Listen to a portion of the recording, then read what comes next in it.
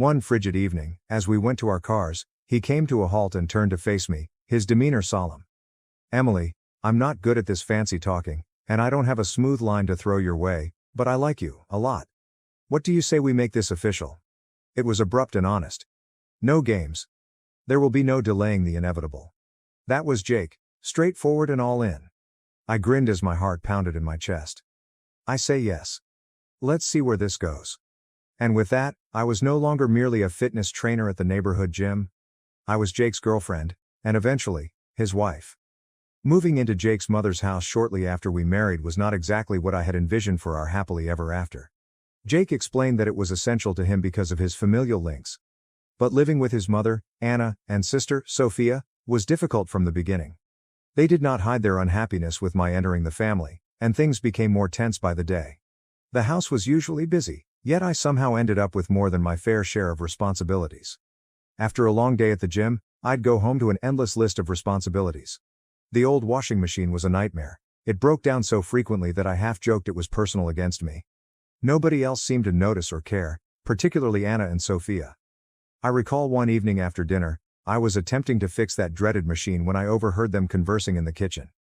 "She doesn't even know what she's doing," Sophia said, laughing without lowering her voice. "Watch, she'll flood the basement next." Their laughter rang down the corridor, wounding more than I cared to confess.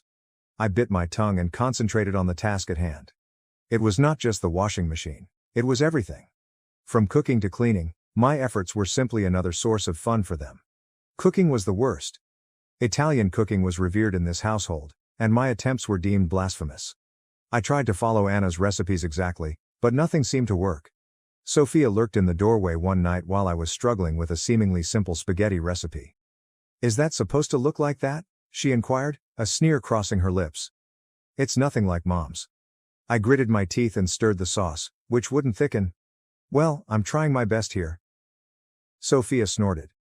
"Maybe your best isn't good enough. Did you ever think of that?" I wanted to respond, to defend myself. But what was the point? Everything would remain the same. Jake appeared to shrink slightly whenever his sister or mother chastised me. He never stood up for me. His quiet was as audible as their laughter. "Hey, Emily, just leave it," Jake said quietly later, attempting to avoid confrontation. "It's not worth it." Dinner time was a hassle. I had arranged the dishes on the table in the hopes of having a tranquil supper, but it seemed like I was sitting in a lion's den. "You know, in Italy, they'd probably ban you from the kitchen for this," Anna joked as she tried my food, and the others laughed along. "Yeah, maybe stick to what you know, gym stuff," Sophia would say, distributing the salt as if it were a peace gift I did not deserve. I'd nod, grin, and swallow the hurt, my irritation simmering like the sauce that never worked out. Living with Jake's family made each day feel like a war I was unprepared for.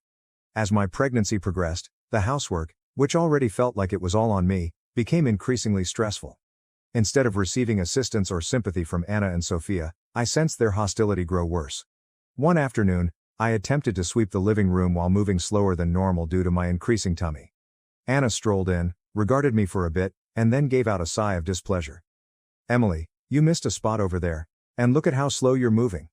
This house is going to fall apart at this rate," she observed, pointing to a corner I hadn't yet arrived at.